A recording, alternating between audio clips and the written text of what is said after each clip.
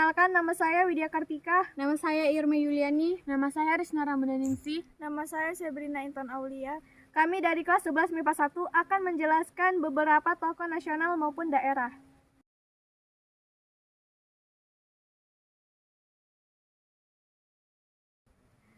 Baik, masuklah kita pada pembahasan Kiai Haji Ahmad Dahlan. Kiai Haji Ahmad Dahlan atau memiliki nama asli Muhammad Darwis, lahir pada 1 Agustus 1868 di Yogyakarta. Pada usia 15 tahun, Kiai Haji Ahmad Dahlan pergi haji dan menetap di Mekah selama 5 tahun.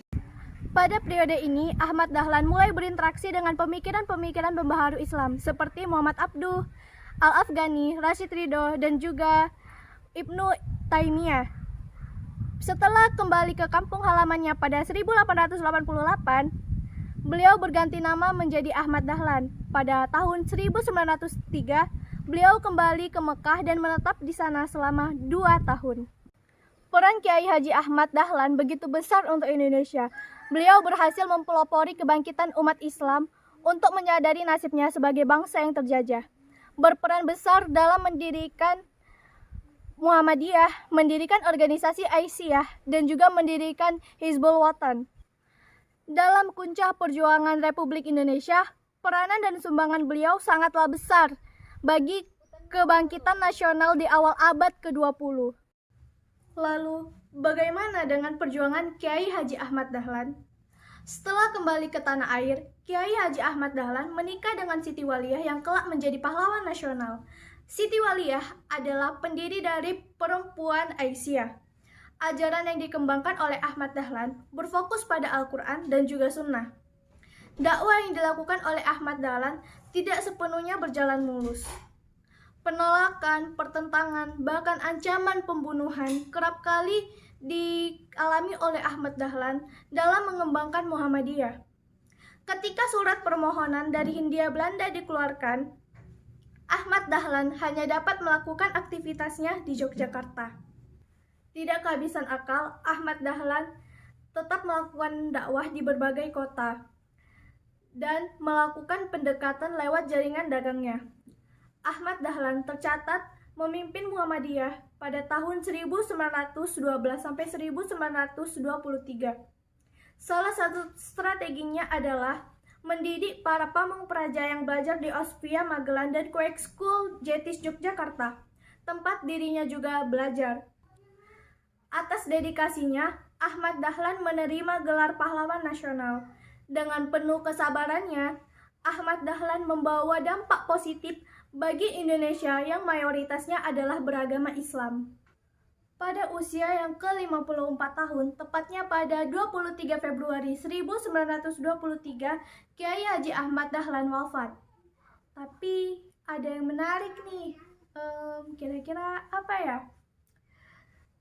Kisah Kiai Haji Ahmad Dahlan diangkat ke layar lebar pada tahun 2010 dengan judul film Sang Pencerah. Film ini menceritakan tentang kisah Kiai Haji Ahmad Dahlan dan juga terbentuknya Muhammadiyah.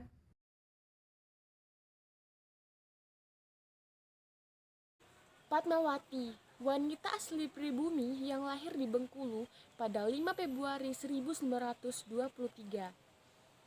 Ia menempuh pendidikan di Holland Island School atau HSI. Selanjutnya menempuh pendidikan di sekolah di mana sekolah itu dikelola oleh organisasi Katolik. Ia juga sangat aktif dalam organisasi Nasyatul Asyiyah atau organisasi perempuan di bawah organisasi Muhammadiyah. Fatmawati memiliki peran penting bagi bangsa Indonesia, seperti sebelum Indonesia merdeka dan saat mempertahankan kemerdekaan Indonesia. Sebelum menikah dengan Soekarno, Fatmawati sangat aktif dalam organisasi Muhammadiyah bersama ibunya. Dan setelah menikah dengan Soekarno, Fatmawati selalu mendampingi Soekarno sekaligus menjadi garis tombak belakang bagi para gerilyawan dalam membantu pokok makanan, pakaian di dalam lapangan perang. Sesudah Indonesia merdeka, rakyat mempertahankan kemerdekaannya. Fatmawati mendampingi mendampingi Soekarno sebagai pemimpin seperti keluarga presiden yang berlindung ke hutan untuk menghindari ancaman agresi militer Belanda I di Yogyakarta. Bukan hanya itu, Fatmawati juga ialah ibu negara yang atas jasanya menjat Sang Merah Putih. Kini Fatmawati Soekarno dikenal sebagai sosok di mana Sang Merah Putih berkibar pada 17 Agustus 1945. Bukan hanya itu, Fatmawati menjadi kontribusi nyata bagi kemerdekaan Indonesia. Ia selalu ada di samping Soekarno memberikan ide dan dukungan di saat proklamasi. Ia juga menjadi ransum belakang bagi para pejuang seperti memenuhi kebutuhan pokok, makanan, senjata seadanya yang ia bisa. Ia juga selalu menyemangati para rakyat, para pejuang untuk merebut kemerdekaan Indonesia.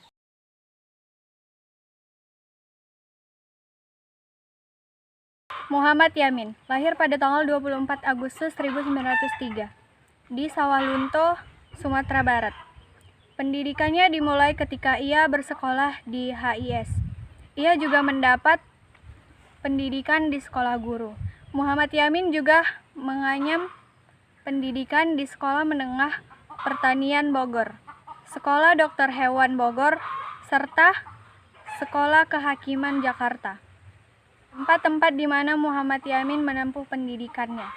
Pertama di HIS, Sekolah Guru, Sekolah Menengah Pertanian Bogor, Sekolah Dokter Hewan Bogor, dan Sekolah Kehakiman. Peran-peran Muhammad Yamin. 1. Muhammad Yamin memiliki peranan penting dalam proses perumusan Pancasila. Peran Muhammad Yamin dalam keanggotaan BPUPKI yaitu memberikan gagasan dasar yang berupa peri kebangsaan, peri kemanusiaan, dan peri ketuhanan.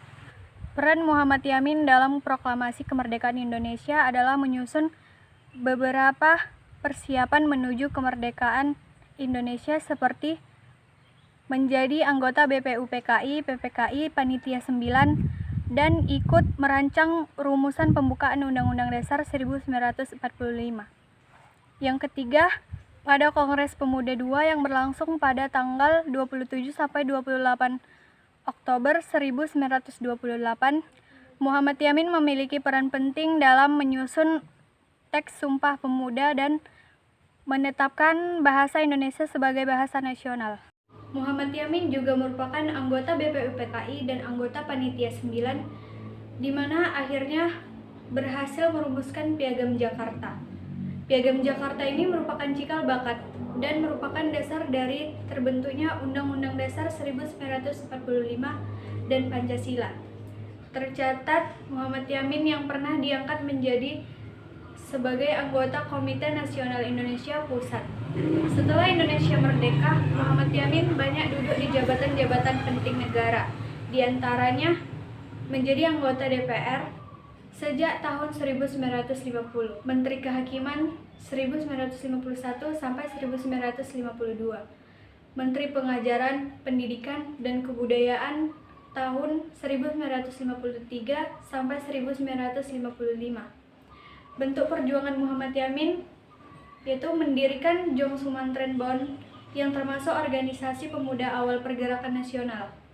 Ikut mendirikan PPI yaitu Perkumpulan Mahasiswa yang bertujuan mencapai Indonesia merdeka. Ikut mengemukakan pendapat tentang dasar negara. Muhammad Yamin merupakan tokohnya nasional yang berjuang demi integrasi bangsa melalui pemikiran politik dan sastra. Sejak masa pergerakan nasional, Muhammad Yamin telah memotivasi pergerakan bangsa Indonesia. Muhammad Yamin meninggal pada tanggal 17 Oktober 1962. Ia wafat di Jakarta dan dimakamkan di Desa Talawi, Kabupaten Sawah Lunto, Sumatera Barat. Ia meninggal ketika ia menjabat sebagai Menteri Penerangan. Muhammad Yamin dianugerahi gelar Pahlawan Nasional pada tahun 1973 sesuai dengan SK Presiden RI nomor 088.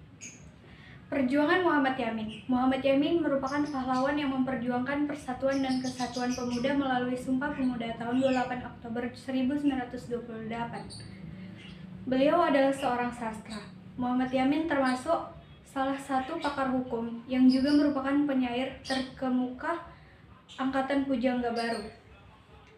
Ia juga menghasilkan karya tulis pada tahun 1920 yang sebagian dari karyanya menggunakan bahasa Melayu. Karya-karya tulis Muhammad Yamin diterbitkan dalam jurnal Jong Sumatera. Ia juga merupakan salah satu pelopor puisi modern. Karir Muhammad Yamin dalam politik Indonesia dimulai ketika ia diangkat sebagai Ketua Jong Sumatera Bon pada tahun 1931. Ia bergabung ke Partai Indonesia, tetapi partai itu dibubarkan. Karir politiknya berlanjut ketika Muhammad Yamin mendirikan Partai Gerakan Rakyat Indonesia bersama Adam Malik, Willy Poh, dan Amir Syafaruddin. Muhammad Yamin banyak menulis buku sejarah dan sastra yang cukup dikenal, yaitu Gajah Mada, Sejarah Peperangan Diponegoro, Tan Malaka, Tanah Air, Indonesia Tumpah Darah, dan lain-lain. Haji Agus Salim adalah seorang pejuang kemerdekaan Indonesia. Beliau ditetapkan sebagai pahlawan nasional pada tanggal 27 Desember 1961 melalui keputusan Presiden nomor 657 tahun 1961. Beliau lahir di Kota Gadang pada tanggal 8 Oktober 1884. Ada 3 peran Agus Salim dalam kemerdekaan Indonesia, yaitu yang pertama, Agus Salim berperan sebagai pembukaan hubungan diplomatik Indonesia dengan negara-negara Arab termasuk Mesir pada tahun 1947. Yang kedua, Agus Salim berperan sebagai anggota Panitia 9 yang bertugas merumuskan asas dan tujuan pada 22 Juni 1945. Dan yang ketiga, Agus Salim sangat berperan penting di Sarekat Islam. Peran beliau sangat besar untuk menguatkan dan memajukan Sarekat Islam. Beliau menjadikan Islam sebagai dasar ideologi organisasi Sarekat Islam. Penelitian ini sangat penting untuk mengetahui peran tokoh penggerak organisasi Sarekat Islam yang nantinya menjadi jalan dalam memperjuangkan agama Islam dan kemerdekaan Indonesia. Salah satu perjuangan yang ia torehkan bagi bangsa Indonesia ialah ketika melakukan sebuah misi diplomasi ke negara Mesir yang terjadi pada tahun 1947 demi memperoleh pengakuan kemerdekaan Indonesia. Tentu bukan misi yang mudah, apalagi saat itu pemerintah Belanda tak begitu saja membiarkan Indonesia mendapatkan pengakuan dari negara-negara lain.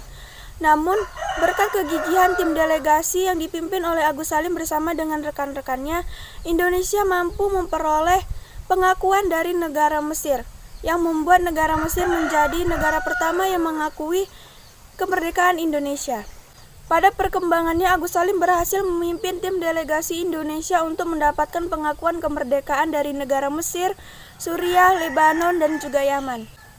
Keberhasilan misi diplomatik Indonesia dengan negara-negara Arab tidak terlepas dari kemampuan bahasa Arab serta keahlian argumentasi Agus Salim. Pada 14 Agustus 1945, Agus Salim kembali ditunjuk sebagai delegasi Indonesia dalam sidang keamanan PBB di Lake Success, New York. Dalam sidang ini, Agus Salim dan tim delegasi Indonesia mengungkapkan data dan fakta peristiwa agresi militer Belanda I. Berkat pidato dari Agus Salim dan tim delegasi, Indonesia berhasil mendapatkan dukungan dari mayoritas peserta sidang PBB terkait permasalahan agresi militer Belanda I.